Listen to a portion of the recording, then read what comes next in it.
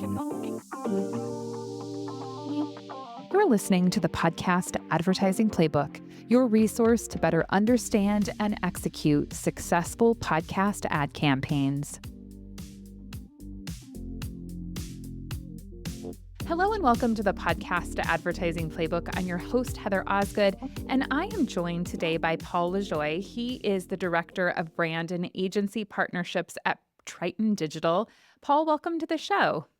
Thanks for having me, Heather. It's a pleasure to be here. Yeah, so Paul, you have been in the podcasting space for a while. I'm curious if you can tell us a little bit about your journey. How did you end up here? Yeah, it's quite a long journey. I've been in just the overall advertising space now for a little over a decade. So really starting in the display world. So it's going back into the old display days, but I think that evolved into more mobile. I think mobile eventually evolved into somewhat of a connected TV hybrid with the audio space. Mm-hmm. And I think really were Triton Digital and the business that we had together, I think really what we focused on is kind of figuring out where those brands and agencies are finding both brand dollars in that programmatic world of audio. Mm-hmm. So obviously Triton Digital is a leading SSP in the space along with others, but my tenure in this industry has always been focusing more on the programmatic side of the business. How do you see CTV and podcasts aligning? What kind of similarities do you see there? Yeah, it's a great question. I say this often, but I think, knowing what I know about connected TVs 5-6 years ago, audio feels like it's having that same moment. There is an inflection point, I think, with both brands and agencies from a media plan perspective and how they're looking at audio as a means to drive customer engagement. So I feel like from both kind of the performance side of the connected TV business, what it is today, there's certain similarities that I see with both, the direct sold and programmatic side of audio that shares a lot of similarities from the brand's perspective. Yeah, for sure. So I always crack up because the only time I watch network television is when I'm at my in-laws' house, and they crack me up because they'll say, well, there's just nothing to watch on Wednesday nights. And I just have to laugh because I'm like, of course, it's because of the way you're watching TV. And obviously, as people, become younger, everybody watches CTV, right? Like we don't even have cable. We don't have access to network TV. We just watch, we watch Hulu and Netflix and things like that, right? And so it is so interesting to see that. And I'm curious because obviously those TV dollars really were the number one, spend for many, many years was with TV. And now we've had this shift where network TV is not what it once used to be. I know that digital ad spend increased over TV ad spending just a few years ago for the first time. I'm curious, do you see as agencies are approaching buys, they were obviously taking their TV dollars, they're shifting them into CTV. Do you see that same kind of progression may take place where those radio dollars are being transferred more heavily into streaming audio or into podcasting? Yeah, I think that you hit the nail on the head. What I see it in the divestment from the terrestrial days, I think is happening overwhelmingly over the last 12 months, 16 months that I see, at least in my purview. But I do think that, in very similar ways, how the old broadcast dollars are simply like, it's where the consumption is, right? So I think, most of us, and tend to drive our cars and Bluetooth in, and, the old school sit down and drive to the radio days are not as prevalent this time, around it. I think when it comes to the consumption, obviously we all have a mobile device, so and Bluetooth is ever present, and even Wi-Fi. So I think when it comes to the opportunity to actually plug in and listen to perhaps a podcast or even streaming radio, I just think the customer or the consumer-based behavior has changed over the last decade, where naturally I think brands just tend to look at those opportunities and say, well, I need to follow my customer. So I think it's just a natural gravitational pull into that area. But I certainly think that, broadcast and terrestrial radio certainly isn't going anywhere. But from the overall investment from the brand side, I think it's really important to understand those trends. And from my perspective, and I think from Triton Digital's perspective, we are that digital audio company. And I think that we certainly see that it's trending in that direction. Yeah. So fascinating. I was talking to a brand agency last week, and he had mentioned that the media buyers and the marketers are so stuck in their ways of buying the same things that they've always bought that they're very tentative to spend in podcasts because it's something they feel like they just don't understand. They're so used to spending with what actually works, but it's really, I think, important for us to see that there will be a trend and there is continuing to be a trend, right? Like people are moving more toward podcast advertising where maybe they had put their dollars in other places because as behavior changes, then also spending needs to change. And as a marketer, I know it's so difficult because when you're looking at what has worked, you want to stick with what works, right? And, this particular person said, hey, that marketer wants to make sure that they get their bonus or at least they keep their job, right? Like, Yeah. that marketing person that's on the front line, if they know that they've been spending in social or they've been spending, in search or wherever they've been spending and it's been working, it's tricky to take those dollars and spend on a new platform. And so really it's our job here, right, to talk about Indeed. why it can be beneficial for them. So you mentioned that Triton is an SSP. For those who are unaware of what an SSP is, can you explain that to us? Yeah, SSP, in other words, stands for supply side platform, right? So our job is to really kind of nurture and get the relationships, really forged on the supplier side, right? So the publisher side. Mhm. So, we're working with 17 out of the top 25 top broadcast partners. So a lot of that inventory is being circulated in what we consider to be our private marketplace, but also in the open marketplace, right? So Triton Digital has quite a few tentacles that go out into the broader programmatic world. I should mention that we are owned by iHeartMedia, so it gives us a really kind of interesting supply side footprint. I think what makes us most attractive to a company like an iHeart to begin with is one, you know, both on the broadcast side, but also on the hosting side, right? So Omni Studios is also a part of the overall Triton Digital business, helping podcasters with both hosting and long as podcast networks, so larger networks that might have a larger pool of shows. So that gives the SSP, the supply side platform, a really robust footprint when it comes to how digital activation is done on the either DSP or on the agency or direct to brand side.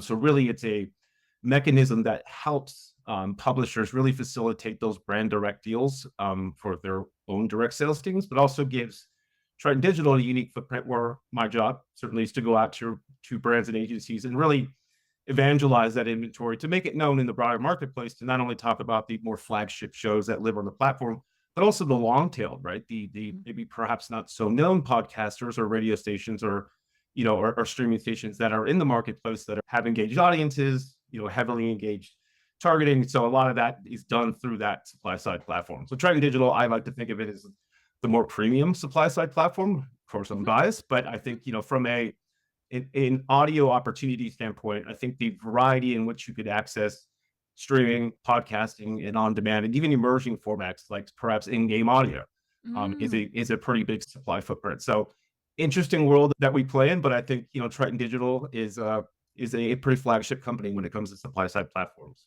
Yeah, yeah, I would agree with that. So let's talk a little bit about programmatic ad buying. So programmatic, I feel like can be defined in different ways. Everyone seems like they have a little bit of a take on it. But what is your definition of programmatic? Yeah, so I think programmatic is one of two. I think I can just easily define programmatic as something that is not direct sold, post Mhm. read, or sponsorships. There obviously is a part of programmatic, which we would call programmatic guarantee.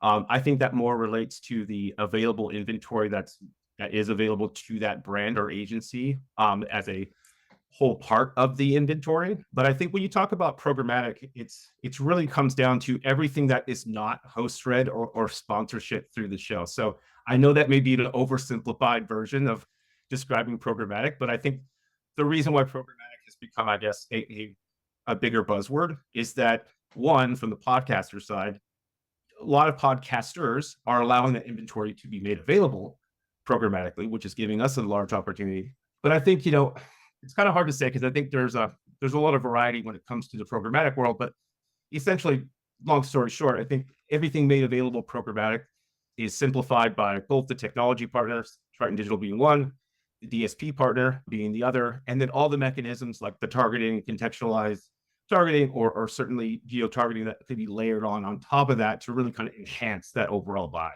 Yeah, yeah. Well, and the way that I always look at it is that when we're selling directly on a specific podcast, and if you have a podcast like a Joe Rogan or, some of these huge podcasts that are out there, you definitely could take that particular show and you could do targeting within just that show, right? So we could say, "Hey, yeah, we could target LA, New York, Texas, like whatever it is," right? You could break it down in different levels and target different ways with one large show or with a handful of really large shows. So there is that targeting capability at a show level, but realistically, if you're looking for high level of targeting, Sure. programmatic is going to be a better fit, right? Because we have that ability, number one, to just do geo targeting. I was on a call this morning with a company that just wanted to reach San Antonio and New York, I think it was. And it's like, okay, Yeah, well, we can't do that with our podcast because they're not large enough for us to have a big enough group of people who are just listening in San Antonio. But when you put millions of different impressions together, then suddenly you have that, right? So you've got your geo targeting. And then, of course, you have all of your demo targeting in there too, right? If we're sure. looking to reach Most importantly, just I should add. Yes, I would Yeah, agree with you, yeah, right? Like, if we're looking to reach people of a certain age or a certain gender or a certain income level, there's all kinds of different filters that you can put on that really do help with targeting. And we know that when you target better, you get better results with ad dollars, right? So tell us a little bit about how a brand could use targeting with programmatic buys. yeah. So just to add on to what you were saying, I think I wholeheartedly agree. Just if I'm taking the individual kind of, I guess, bullet points, if you will, on what or how or why a brand. One is, obviously, as you mentioned, precise targeting. I think another important part, this maybe gets not mentioned enough, is scalability within Yes. programmatic, Mhm. right? So direct buys are direct buys, and host reads are host reads, and there's only so many shows, and there's Yep. only so many host reads, right? So I think that that's a bigger component. Also, not to mention, I think brands look at efficiency as a media buying team. If you're going in and saying that if you have a subset of podcast or even streaming radio shows that you're considering, it comes down to just the efficiency of where you're accessing it, how you're Mhm. accessing it, and the price in which you're paying for that impression. So efficiency, I think, is another one. And also brands want to know data, right? They Mhm. want to have the insights on every podcast or every streaming station. So a lot of that is going to be transparency. So a lot of what I really tout for the SSP and for Triton, I think that we offer that highest level of transparency when it comes to programmatic audio with our brands. I think, I won't mention the brand, but I will say that a lot of the larger players in this space, without naming names, I think become a little bit of a walled garden. I think that Mhm. the trust is there, but the transparency kind of falls far behind that, right? So I think the value prop to working with any audio provider, whether it's us as an SSP or kind of frenemies, if you will, on the business, Mhm. is that ensuring that that data is being captured and being able to be reported on by that agency or by that brand. That to me is the most important component of any audio buy that I see is the buyer needs to know what they're buying, how they're Mhm. buying it, and the price in which they're paying. Mhm. Everything else in terms of data can always be layered on. And I think a large part of that is, done on the DSP side. Mhm. But us as the SSP, it's in our best interest, and even publishers that we work with, best interest to pass that show level data information, right? And so a lot of that is really where I feel brands are making those decisions based on that data transparency that is being passed through via reporting suites that on whatever DSP or direct buy that you are having. And that is relatively new, that level of transparency, right? Because I feel like over the last few years, we've been talking much more about programmatic. But it seems like when we kind of started in programmatic, it was like almost like just bought these impressions and kind of prayed that they were going where you wanted them to go. And Yep. I mean, and when we talk about trying to scale the industry and grow the industry, like not having that level of transparency is really a challenge.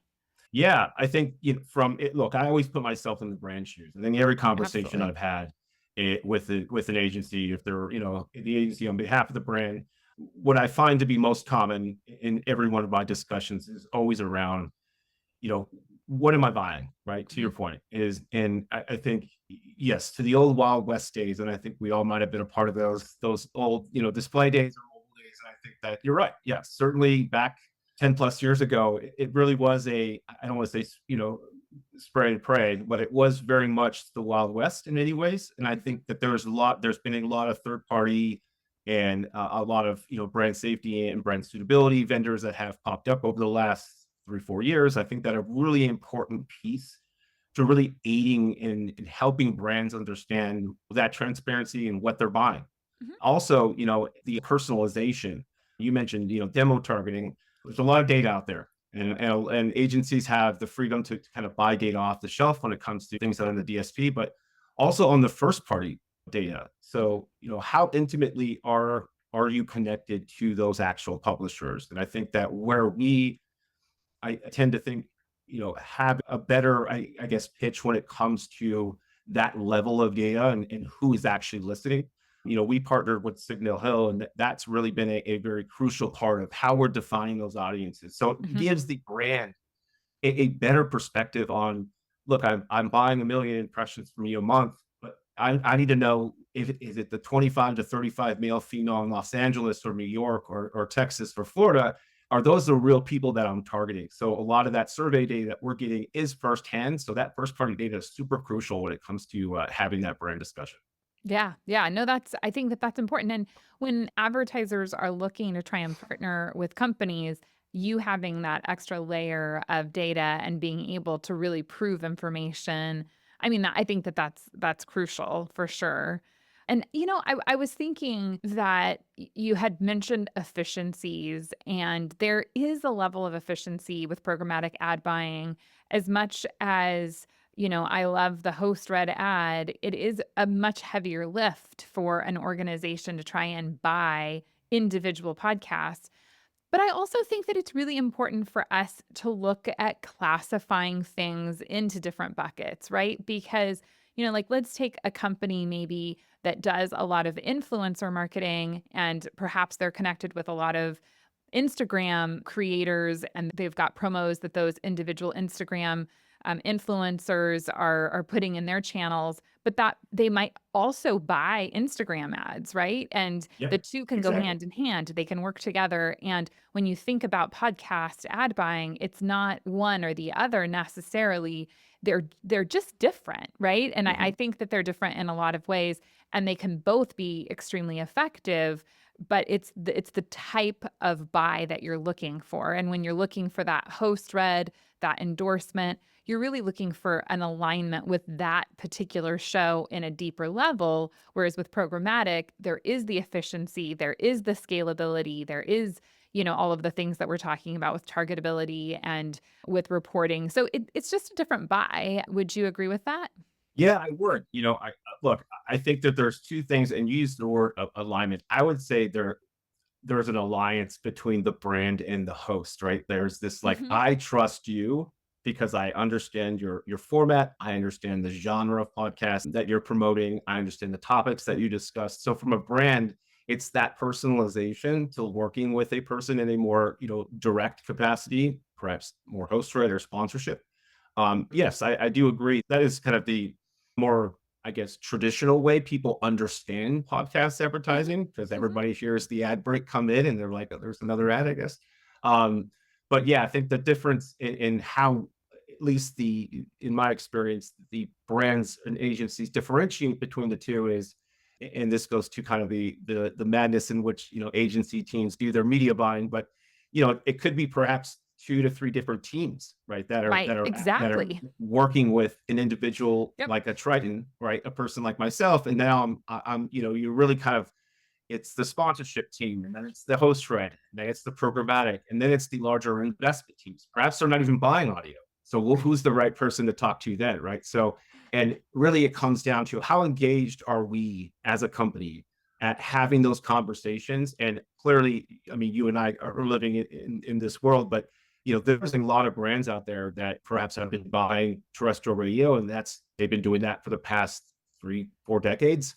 And have no idea like where to even start with streaming radio or Right. podcasting and how personalized those messages can be. So I think that look, there's a lot of brands out there that are obviously have their media plans built around having audio in the mix in their larger media plan, but there's a quite a few that perhaps haven't found the value in audio yet, which is great news for I think us as educators in this space. That Mhm. there's still a lot of runway to go, and I think as the industry evolves, as third party verification gets a little more sophisticated, as that down funnel, obviously brand awareness is top funnel, but I think we're starting to see kind of that mid funnel come into effect Mhm. using audio as a means to drive engagement.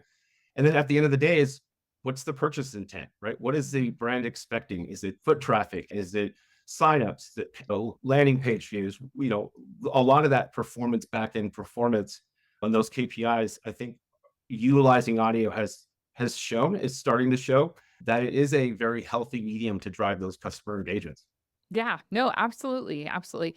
Well, and you definitely are able to look at an omni-channel approach too with your advertisers and say, where are all the pieces of the puzzle here? And I really feel like if there's something I would want to preach about in 2024, it's that I think we've been looking so heavily at how do podcast ads perform, and we've really neglected to look at how podcast ads work in conjunction with everything else that an advertiser is doing. But you mention, which is the case, especially the bigger the company, where everyone in that company is so siloed, right? Like you've got that Yep. sponsorship team, you've got the, maybe social buying team, you've got the digital team, you've got the audio team. And so how would you recommend a company work on an omni-channel approach? Yeah, it's a great question. I think first and foremost, you got to define exactly what audio you're most interested in. I Mhm. think and this is just me speaking more honestly here, but you get caught up in the idea that all audio is podcasting. I think Sure. that that's like a very quick assumption for a media buying team that perhaps is making the investment into audio because they probably listen to podcasts themselves. But I think because audio is not one lane, Mhm. right? So there's the streaming part of the business, the podcast, the on demand, as I mentioned, emerging formats, whether that be even in store radio, right? So Mhm. you go into a retail location. I Yeah. mentioned in app gaming. So it really comes down to defining what the approach is, right? If the Mhm. approach is simply, I just want to be in podcasting, then there's a way to talk about that approach along with the other mediums that they're buying.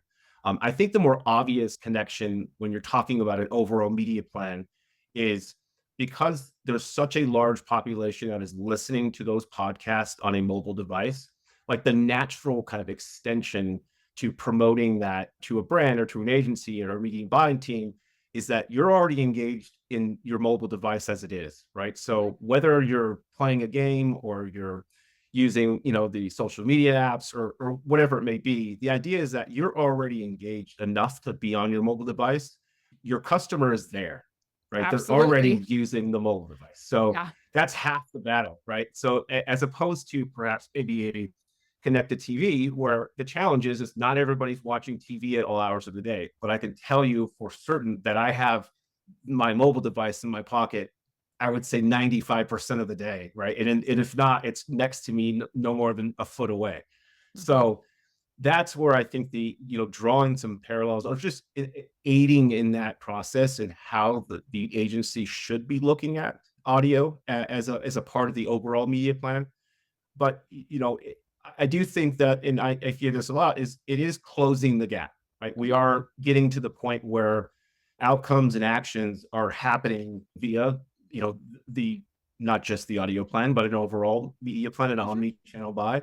And we do work with a few brands today that are, luckily they're really relying on that audio inventory to drive that engagement. So I think that it's happening naturally just because I think the overall footprint of digital audio is substantially Yes. bigger over the Mhm. last 2 to 3 years. Yes. That there's no other way to avoid it as a means to adding it to a media plan. Right, right. Yeah, and I'm really interested with a company like SiriusXM, for instance, where they have their Pandora channel or app, they've got podcasts, they've got just SiriusXM subscriptions. You know, I'm curious to see if they don't even almost merge those together because while they are different, they are also very complementary to one another. And, Indeed. I think it's just so difficult with audio because audio, in my opinion, has always kind of been the redheaded stepchild. I started my career in radio ad sales, and then I moved to newspaper ad sales, and selling newspaper was 1,000 times easier than selling radio, and part of it was the tangibility. The advertiser liked to hold the ad in their hand and say like, "Yes, here it is," and I see that Mhm. people are looking at it, whereas with radio, it's always, and I think audio in general, it feels like, well, I know it's out there and I know it's playing, but, like, if I haven't personally heard it, does that mean it's not actually out there? So I feel like there's always just that little piece. Yes. And we also know that with audio, it is a little bit more difficult to take action, right? Like, if you're on social media and you see an ad, it's pretty darn easy to click shop now, right? Like, on an ad that you're interested in. And so I think that often the channel that gets attributed the the conversion isn't really where maybe even the person heard about the product, right? Like, maybe they heard about the product first in audio, and then they came across an ad, and it was just easier for them to take action.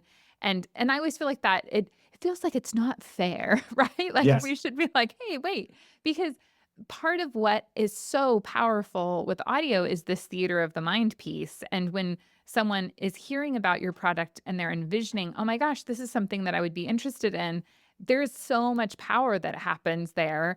But it is a little bit difficult because it's a little harder to take action on.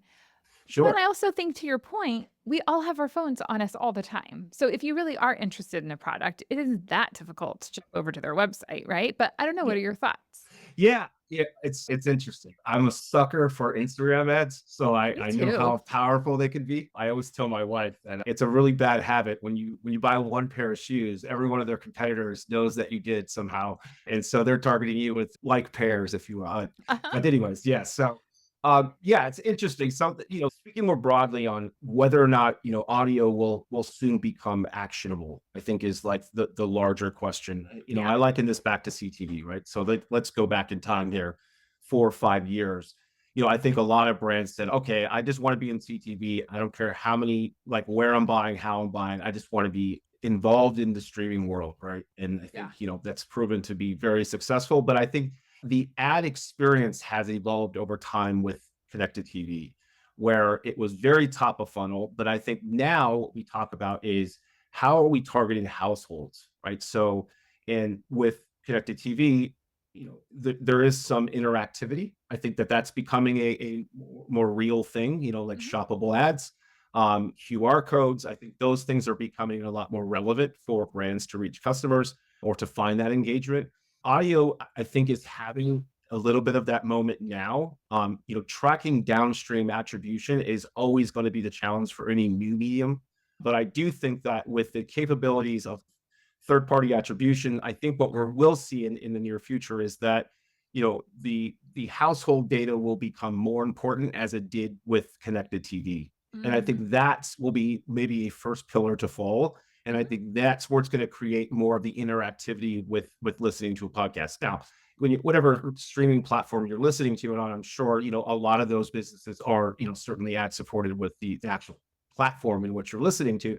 But I think individually, shows whether that's adding video, a video component to Mhm. podcasting. There's certainly some aspects of the interactivity within ads that I think will become more relevant. But I think today we're starting to see some pieces moved around that will. It certainly feels to me that those ad experiences will begin to be more enhanced, and I think that's what's going to get it drive. I think more brand dollars as audio as a whole. Yeah, yeah. No, I agree. I think that that's interesting.